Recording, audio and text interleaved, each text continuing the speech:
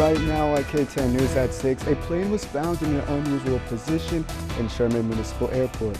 Plus, we'll take a look at how Denison's popular Music on Main concert series is impacting local businesses. And the aftermath of yesterday's viral Walmart arrest, KTEN News at 6 starts now. Good evening, Texoma. This is Omar Martinez, and thank you for tuning in to KTEN News at 6. Our top story today is the Ada Police Department response to a viral arrest made in a Walmart parking lot in Ada. KTEN's Lexi French explains what happened. A video that surfaced Monday showing an arrest made in this Walmart parking lot has sparked controversy throughout the city of Ada. The video shows officers arresting Justin Glaspie, a DHS worker in Pontotoc County. According to the Ada Police Department's arrest report, officers attempted to stop Justin Glaspie's car in the Walmart parking lot for investigative purposes after receiving a report that Glaspie was driving while intoxicated. The report states that Glaspie drove away when officers attempted to stop his car the first time. He eventually stopped his vehicle in a different part of the parking lot. Police say Glaspie resisted arrest multiple times and ignored their commands. He was tased after not complying with commands, and according to Sergeant Justly Canada's report, at one point Glaspie grabbed the taser leads and threw them at Sergeant Canada. Kind of at loss for words of what happened to him. Because he would give anybody the shirt off his back or do anything he could to help anybody. Lighthorse police arrived to assist with the arrest, but Glaspie continued to resist when officers took him to the ground to gain custody. While on the ground, police say Glaspie wouldn't give officers his hands. That's when an officer began striking his shoulder to free his arms from underneath him. Glaspie was eventually put in handcuffs and transported to the Pontotoc County Justice Center. Sergeant Canada filled out an arrest form on Glaspie for multiple charges, including driving under the influence, threatening an act of violence, and assault and battery on a police officer. The Lighthorse Police Department said in a statement that an internal investigation into the incident is underway. In Ada, Lexi French, KTEN News. Now we go down to Denison, which can only mean one thing. Music on Main is tonight, and KTEN's Aiden Ferris is live in Forest Park to tell us more about tonight's show. Omar, 10 different bands have played on the stage right behind me, and tonight is Eddie Montgomery's turn. He will be joined by Tanner Legg as both close out on Denison's hottest summer event. While the show does not start until 7:30, that has not stopped Texomans from showing up early to enjoy the festivities. Downtown Denison has been the place to be for the past 10 Fridays, and tonight will be no different. The summer series' last show will be at Forest Park, and the stage is already set. Eddie Montgomery and Tanner Legg will play the final minutes of the year's Music on Main.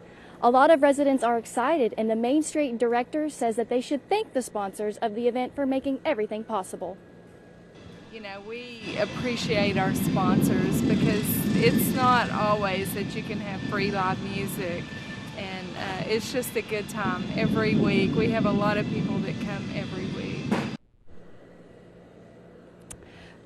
Residents and music fans are not the only ones who get to enjoy the concert. The energy this series has brought to downtown is tremendous, and the local economy has felt it. Later this evening, we'll hear from a nearby restaurant and their experience with having such an event in their backyard. In Denison, Aiden Ferris, KTEN News.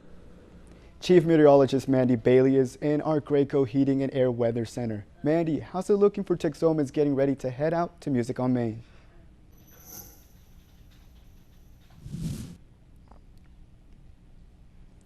And since we just so happen to be talking about weather, storms last week crashed through Texoma, leaving some residents wondering what's next. KTEN Stone Weber has the details. Saying we were going to get 80 plus or 90 plus miles an hour wind, yeah, that was a big concern. With recent storms and rising temperatures, some local farmers' crops have been hit hard, and only time will tell if these crops can recover. My main concern out of it was going to be wind and hail. Because the corn at this point in stage, the wind can really blow it over. Here at Renfro Farms, the main crops are corn and wheat, but their next harvest is now up in the air thanks to a combination of severe weather and high temperatures. Now we're just kind of waiting to see if some of this corn might possibly slowly stand up a little bit. Texoma farmers, like many others, were just bystanders as storms that included 10,000 lightning strikes rolled through Texoma last week.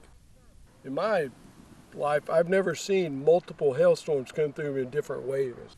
The storms turned a certain strong harvest.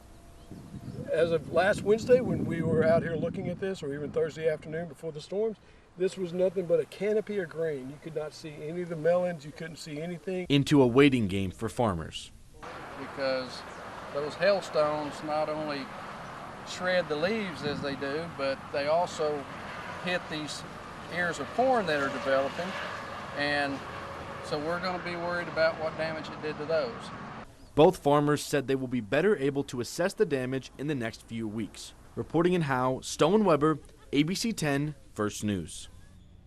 55-year-old Jeffrey Hughes of Ada is going to federal prison for 30 years after being charged for sexually abusing a child under the age of 12. Hughes admitted guilt to the crime occurring between 2006 and 2013, including showing the victim a pornographic video. Following his sentence, Hughes will serve a lifetime term of supervised release. A plane was found flipped upside down this morning in Sherman. The Texas Department of Public Safety troopers and investigators from the Federal Aviation Administration are looking into what might have caused this.